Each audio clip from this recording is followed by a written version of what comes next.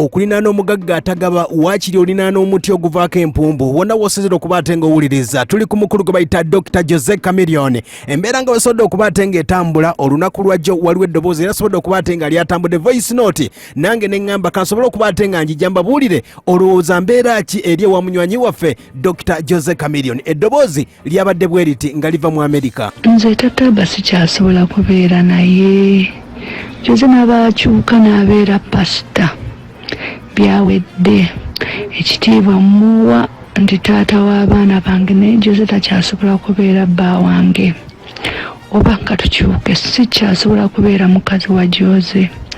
Ngenda nakutandika okuzimba nnyumba eyange e Uganda wadde si mu Kampala kubanga nenja kuzimba si wala ne Kampala nja kutandika okuzimba ennyumba yange nze ne Jose byagwayo ate kati Jose mu basajja akyali muto kati gwe tosuubira nti ngenda kubeera wano myaka 10 Jose n'atafuna family endala byaffe byagwayo Jose kati alinga muganda wange. nga bw'oliwulidde ye mukyala gwe bayita Daniella Atim mukyala w'omukulu gwe bayita Dr. Jose Chameleon naye ng'omukulu Chameleon yategeeza lwaki famire yagitwala ebweru. Wulira ebigambo bino. Mpozi kyenja okugamba nti byezi ku nsonga lwaki nakwata famire nenjijja mu Uganda njitwale ng'ebigambo bisusse kati olaba ffe ng'abayimbi twafuka ejjanzi lya buli omu oli n'atamanya nti olina famire gy'obeezaawo. Njaku example nti ebyo naba babiwandiika kyalaba waka kirala byasoma biki n'aba nti akula ayina mind ne bagamba no mutaani w'omuyimbi na bino yabyogera. Kati fenga naddala abayimbi tulina obuzibu nene nnyo mu butamanyi. Yes n'oba nti olwana okubeera ddadi awaka mu bantu so abajjewo yakola ki yasinga ebyo tebyali bituufu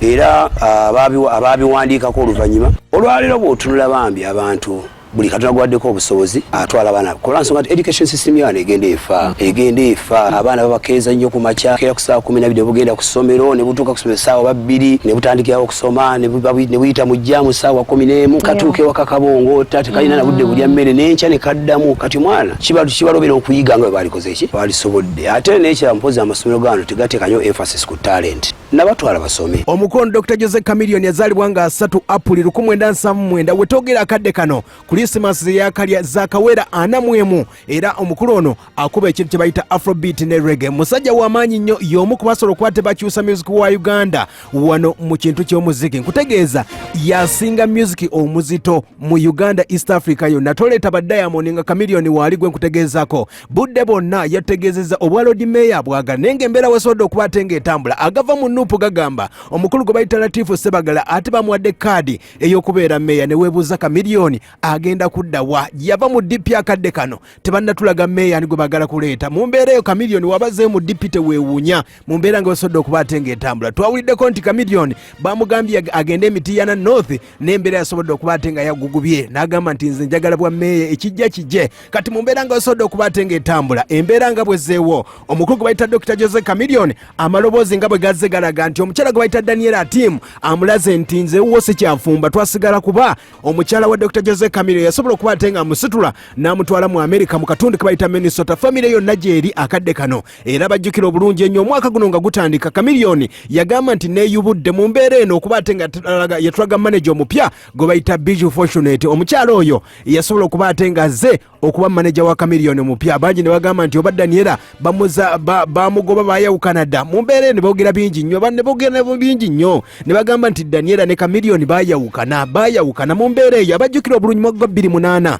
Chameleon yakuba embaga makeke wetogera akadde kano agenda kuba atenga aweza emyaka 11 n'okweyongerayo ng'ali mbufumbo obutukuvu era nga basobola okuba atenga bagattibwa saidi z'ebbiina eyo eruzira parish abajjukira obulungi wetogera akadde kano ne munywanyi we omukulu gwe bayita Bobi Wine abadde akakuza anniversary ya myaka 9 nga bali mbufumbo n'omukyala gwe bayita Babi Kyagulanyi Itungo mu mbeera nga osodde okuba atenga etambula akadde kano byannaku oyinza okugamba nti Chameleon bamafia bamulwana batandikidde makage oba Chameleon ali mu kabadi wonna wasoze okuba atenga owuliriza gonambuulira embeera nga bwesodde okuba atenga etambula bingi nnyo byinza okuba atenga olowoozaako naye nga akadde kano omukyala gwe bayita Daniella Atim tabadde nnyo mu mawulire bw'oba owulidde embeera eno nga bwesodde okuba atenga ajogera Chameleon abajjukira obulungi ennyo emyaka egiyise emabega omukyala ono yasobola okuba atenga afayiringa omusango ng'agamba nti Chameleon embeera gye yeeyisaamu empisa ze yeeyisaamu yali ajja ewaka n'avuma abaana nga gy'atamidde n'amukubaakuba mu mbeera eyo naye embeera basobola okuba atenga Kagwera yagamba kooti musango kangujeyo sobola okuba ate nga njoge ntata w'abaana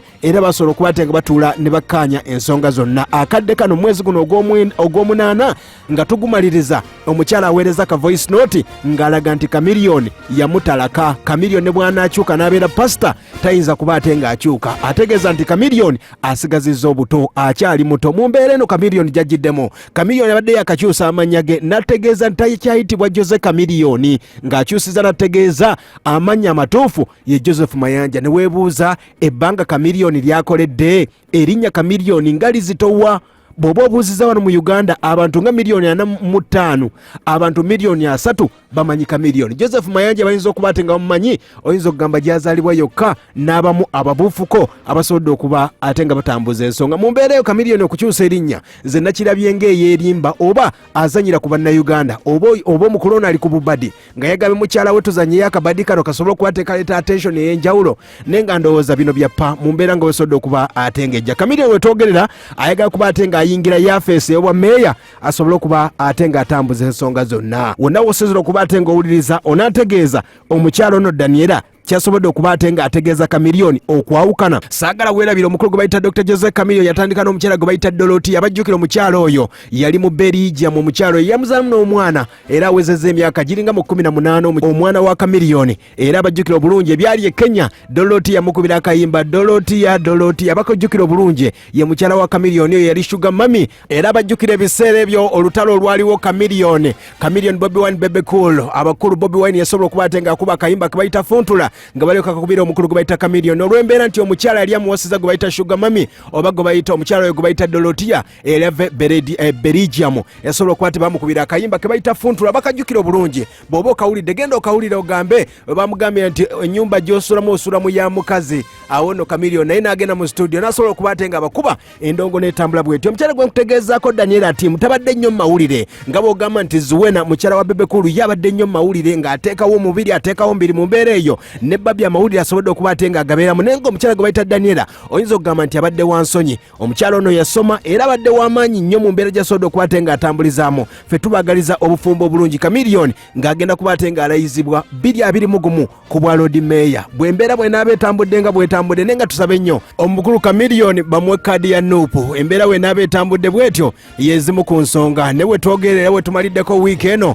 nga waliwo abayimbi bavudde sayidi zeeyo nansana nga bagamba nti Chameleon bamuwa $2,000,000 asobole okuba ate nga bakolera audio ne video wabula yakola audio yokka yabagamba okukola video bamwongere $7,000,000 ye Chameleon n'agaana mu mbeera eyo. Akadde kano abaana bagamba nti ensonga zonna bazitwala ku poliisi okuba ate nga babayamba Chameleon asobole okuba ate nga abeera mu video yaabwe kuba yabajjako $2,000,000 ate akadde kano abagamba nti bongereyo $7,000,000 ate abalagira nti waliwo kampuni ye gy'ayagala okuba ate nga bakosa ate nga oba oli upcoming tebalinamu kasente. Ne weebuuza nti Chameleon agenda okubeera Lord Mayor ab'ebinyeebwa n'abayisa atya. Mu mbeera nnyingi nnyo Chameleon ali mu mbeera ya kusoomoozebwa bingi nnyo bagenda okuba ate nga baleeta ebya Chameleon mubijjukira bingi nnyo. Waliwo abagamba nti ebyakalamaje ensonga zonna muzirindire Chameleon gyevuddeko abadde yakalwana ne Digibawa ne bagamba nti ensonga ki eziri mu Mayanja family ne bagamba abaana kale kabagendeko okuba ate balima ku bijja by'abajjajjaabwe sayidi z'Emityana baali batereddemu awo. Omukulu gwe bayita Palaso n'alwana ne poliisi n'adduka n'empingo mu mbeera eyo.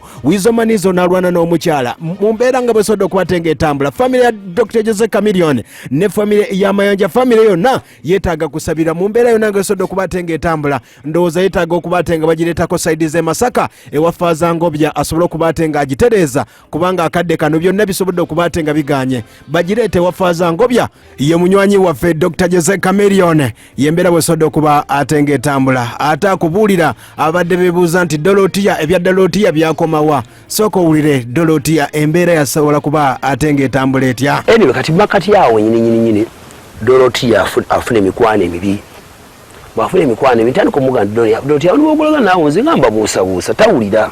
Baganda banaffe bantu bakuno ye Dorothy bajja muyingiza kidiiro ekifu bamuyingiza diiro y'okwetikka enjaga agijje wano bagitwale paka London. Dorothy bamuyingiza ebintu eby'ekiyaye alinnye ennyonyi batutte cocaine bazaali kilo 11 atukira ne bamukwata. Kwawo naona relationship yali muyegeyege naye nga tenakola ki tenasasika. Dorothy atuuka e London bamukwata bamutwala mu kkooti bamusalira emyaka 9 kati awo ne ntunatunda mniruza nti byakusaaga nayina okugenda mu America balooza nti usanga nambi nako akakwate passport yali bagiwambye American Embassy visa bazikansolinze sikyatambula banganya okudda mu kufuluma eggwanga bamala okuwuliza ekkooti banogize nti nange sina kaki looti abamusiba emyaka egyo gyonna omwana gwe twali twazaala mangu ago famire ye emukutte emukwese omwana bamunkweka nga balooza bwe naamufunira sinsi mamwe bamuconvictinze omwana ajja mubajjako bakweka omwana famire yabwe batandika obutayogera nange contact yonna bagikati